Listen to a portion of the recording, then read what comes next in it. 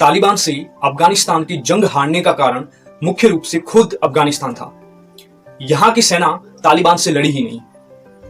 हमने वीडियोज देखे कि तालिबान जब काबुल और अफगानिस्तान के अंदर जब वो कब्जा कर रहा था, हमें पुलिस दिख ही नहीं रही थी, वहां पे हमें सेना नहीं दिख रही थी।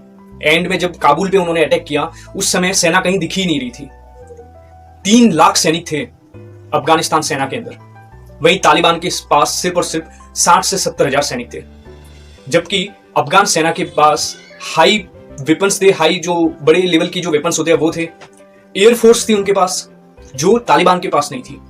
पुलिस थी, लेकिन फिर भी तालिबान से जंग हार गया अफगानिस्तान, क्योंकि वो खुद लड़ना नहीं चाहते थे। और दूसरा मुख्य कारण था वहां की भ्रष्ट सरकार। जो अशरफ गनी की सरकार थी वो एक भ्रष्ट सरकार थी। अमेरिका बहुत पैसे खर्च कर रहा था और कई जो देश थे वो भी अफगानिस्तान को बहुत सारा पैसा दे रहे थे, लेकिन जो अफगान सरकार थी वो इन सब पैसों का सही इस्तेमाल नहीं कर रही थी। जो पैसा सैनिकों के लिए दिया जा रहा था वो पैसा क्या पता कहां वो इन्वेस्ट कर रहे थे या खुद हड़प रहे थे, कोई पता नहीं चल रहा था। इसके कारण सबसे ज्यादा अफगानिस्तान हारा है। और 20 साल तक ट्रेनिंग दी गई अमेरिका के द्वारा, लेकिन फिर भी अफगान सैनिक चरमरा गए, वो लड़े ही नहीं। और तीसरी गलती ये थी कि अमेरिका ने बहुत ही कम समय के अंदर ऐलान कर दिया कि वो अफगानिस्तान छोड़ रहे हैं, और इसका सबसे ज्यादा फायदा तालिबान को हुआ।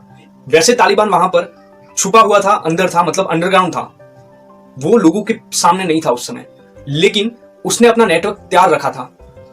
और जैसे ही जो बाइडेन राष्ट्रपति बने और उन्होंने जब प्रेस रिलीज किया कि हम अमेरिकी सैनिकों को हटाने वाले हैं, उस समय तालिबान बहुत ज्यादा एक्टिव हो गया। और एक्टिव होते ही उन्होंने अफगानिस्तान पर अटैक करना चालू कर दिया। छोटे छोटे शहरों को उन्होंने अटैक करना चालू कर दिया और धीरे धीरे सिर्फ 1.5 से 2 महीने के अंदर पूरे अफगानिस्तान के अंदर उन्होंने कब्जा कर लिया।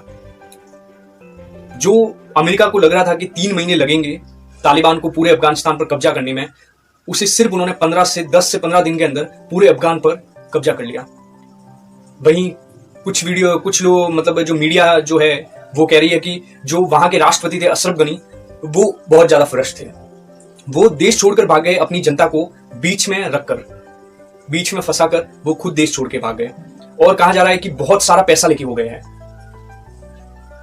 मतलब एक समझिए आप दोस्तों कि जब आपके देश का राष्ट्रपति भाग जाता है ना, मतलब आप एक तरह से लावारिस हो गया है वो देश।